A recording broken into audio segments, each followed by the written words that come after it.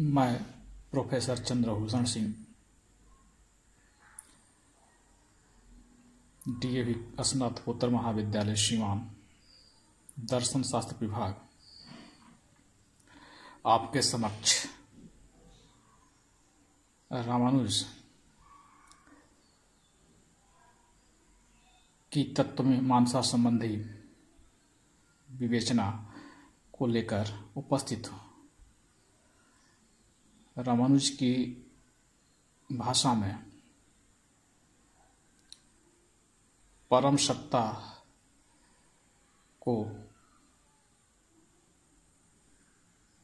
ब्रह्म कहा गया है, लेकिन रामानुज की यह धारणा शंकर के ब्रह्म की अवधारणा से भिन्न है। शंकर की अवधारणा को जहाँ अद्वैत कहा गया है, वहीं रामानुज अपने चिंतन में परम सत्ता को विशिष्टाद्वैत का नाम देते हैं। शंकर यहाँ निषेध विधि द्वारा, नकार की पद्धति द्वारा छांटते छांटते सभी गुणों का विलोपन करते हुए अद्वैत की उपलब्धि करते हैं। वहीं रामानुज परम सत्ता को अद्वैत तो मानते हैं, लेकिन उसे विशिष्ट रूप से अद्वैत मानते हैं। यानी परम सत्ता गुणों से शून्य नहीं है। ब्रह्म की जो सत्ता है वह सगुण सत्ता है, और यही कारण है कि ब्रह्म की अपनी विवेचना को रामानुज विशिष्टाद्वैत का नाम देते हैं।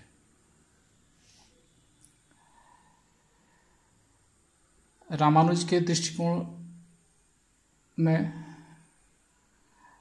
अथवा यूं कहे कि उनकी तत्वमीमांसीय विवेचना में, ब्रह्म ही वह अंतिम सत्य है जिसे सभी सत्ताएं अपना अर्थ ग्रहण करती हैं। इस सत्ता के तीन पक्ष हैं: ईश्वर, चित्त और अचित्त।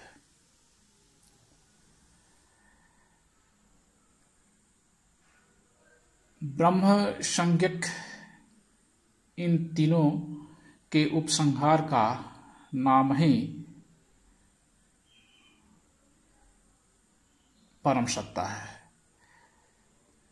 रामानुज का कहना है त्रितयम ब्रह्म एतत्, यानी ईश्वर, चित्त और अचित्त जब आपस में एक साथ मिलते हैं, इनका समुच्चय बनता है, तब उसे ब्रह्म की संज्ञा दी जाती है। चित्त जहाँ चेतन जीव है जिसे भोक्ता माना गया है, वहीं अचित्त जड़ जगत है जो भोगा जाता है, भोग्य है। ईश्वर इन दोनों से अलग, दोनों का अंतर्यामी है।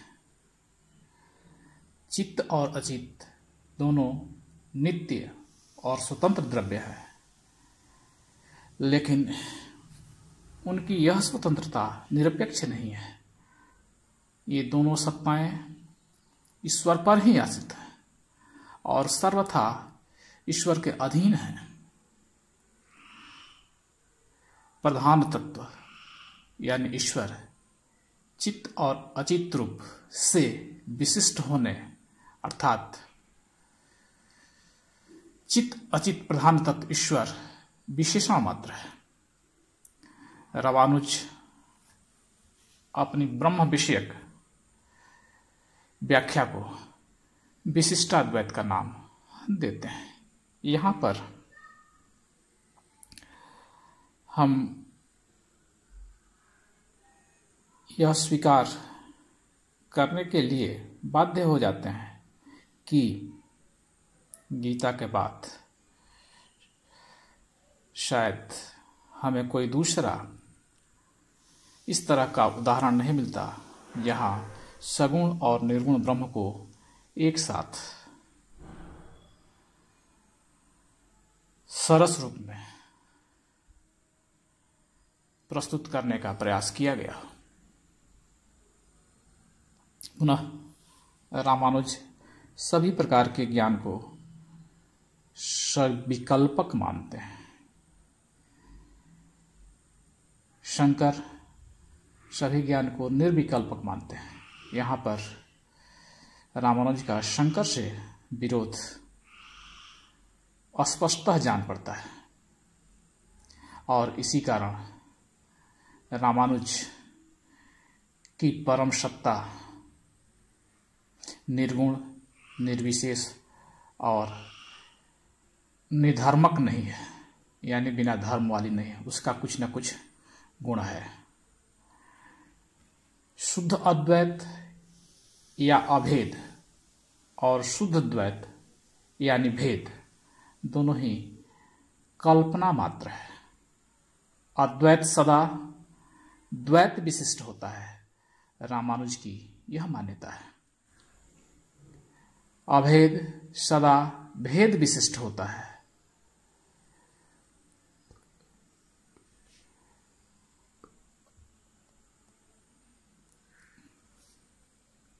रामानुज की दृष्टि में ईश्वर, जीव और प्रकृति में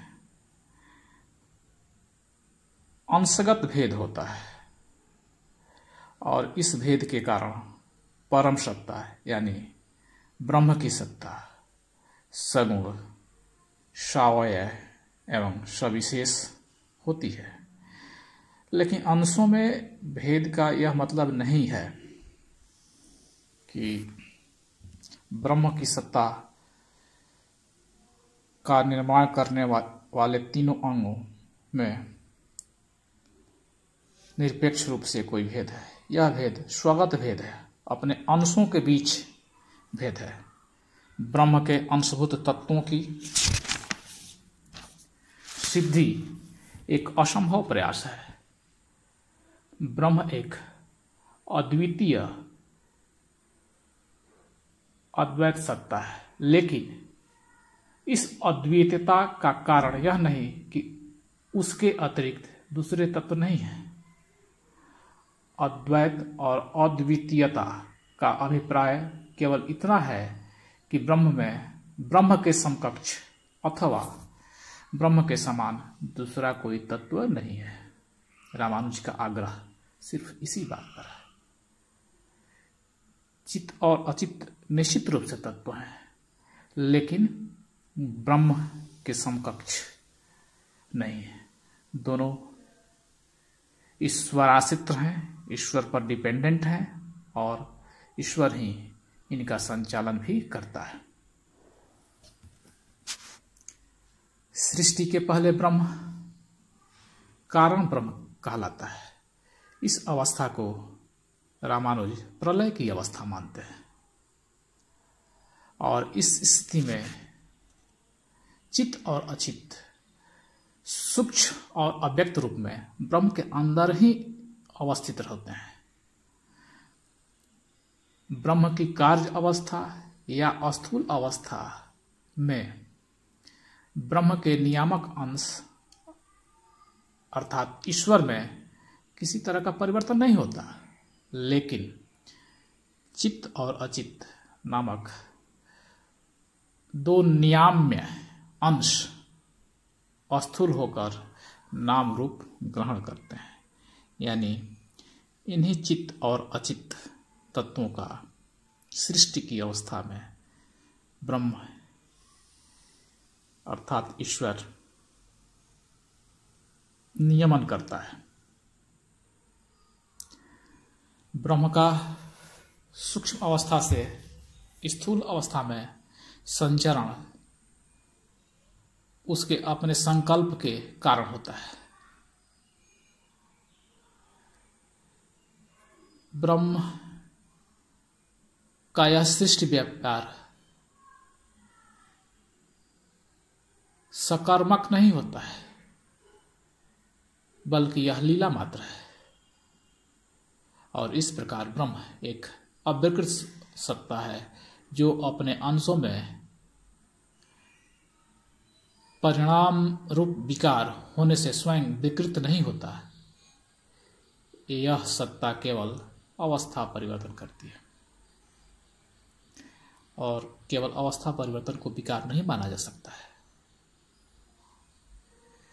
इस प्रकार रामानुज यह सिद्ध करने का प्रयास करते हैं कि ब्रह्म ही सभी रूपों में स्थित है और उसकी चिद अचित विशिष्ट सत्ता ही एकमात्र सत्ता है। इस प्रकार हम देखते हैं कि रामानुज शंकर के विपरीत जगत के, सृष्टि के, इस विश्व के नाना रूप को स्वीकार करते हुए भी ब्रह्म के अद्वैत, नित्य, अपरिणामी एवं निरवयव सत्ता को अक्षुण्ण बनाए रखते हैं। ब्रह्म का निर्गुण स्वरूप रामानुज को स्वीकार नहीं है, क्योंकि किसी भी प्रमाण द्वारा इसका ज्ञान संभव नहीं है। श्रुति में शब्दों का प्रयोग किया गया है और शब्द गुण विशिष्ट सत्ता के ही वाचक होते हैं। यहाँ पर यह एक बात ध्यान देने योग्य है कि जहाँ शंकर शब्दों की गति परम सत्ता के संबंध में निर्णायक नहीं मानते हैं, उनका यह तर्क है कि शब्दों का खेल, शब्दों का कार्य ठीक उतना ही है जिस प्रकार हम अपने उंगली के सहारे चंद्रमा की ओर इशारा करते हैं। चंद्रमा को देखने, चंद्रमा का ज्ञान होने में हमारे उंगली का कोई योगदान नहीं होता, केवल उधर पॉइंट आउट करती है और उसके बाद शब्दों का खेल खत्म हो जाता है। लेकिन रामानुज को शंकर की यह विवेचना स्वीकार्य नहीं है और यही कारण है कि वे मानते हैं कि शब्द गुण विशिष्ट सत्ता के ही वाचक होते हैं। पुनः रामानुज का मानना है कि निर्गुण ब्रह्म की कल्पना श्रुति द्वारा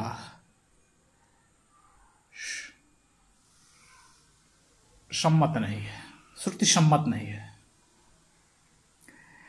श्रुतियों में निर्गुण निर्विशेष का अभिप्राय केवल इतना ही है कि ब्रह्म में हेय गुण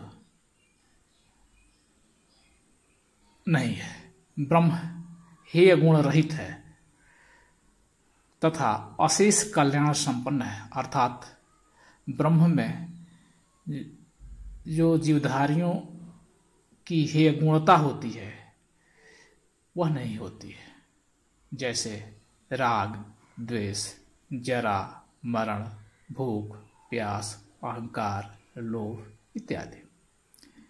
इन सारे गुणों का ब्रह्म के अंदर अभाव होता है। श्रुतियों का मंतव्य सिर्फ इतना ही है और इस कारण ब्रह्म को निर्गुण कहा गया है। इतना ही सिर्फ अभिप्राय है ब्रह्म को, श्रुतियों को निर्गुण कहने का। लेकिन साथ ही रामानुज एक बात की ओर हमारा ध्यान आकृष्ट करते हैं कि यह कहने का मतलब नहीं है कि परम सत्ता ज्ञान, आनंद आदि श्रेष्ठ गुणों से भी रहित है, वंचित है। परम सत्ता के अंतर्गत इन सारे गुणों का समावेश रहता है। अतः ब्रह्म ही ईश्वर है जो सगुण, सविशेष, साकार है और वह चित्त और अचित से विशिष्ट है। यही रामानुज का विशिष्टाद्वैत का दर्शन है। रामानुज भी शंकर की भांति एकवादी है, एक ही परम सत्ता में विश्वास करते हैं, लेकिन दोनों का कहने का ढंग अलग है। उसी एक सत्ता को जहां शंकर अद्वैत नाम देते हैं, अद्वैत की धारा स्थापित करते हैं, वहीं रामानुज उसे विशिष्टाद्वैत, अद्वैत तो मानते हैं लेकिन विशिष्ट रूप से अद्वैत मानते हैं। मूलतः शंकर और रामानुज में दृष्टिकोण का अंतर है। तात्विक दृष्टिकोण से मेटाफिजिकल प्लेन पर दोनों में कोई अंतर नहीं है। दोनों ही मोनिज्म को स्वीकार करते हैं दार्शनिक दृष्टिकोण से। धन्यवाद।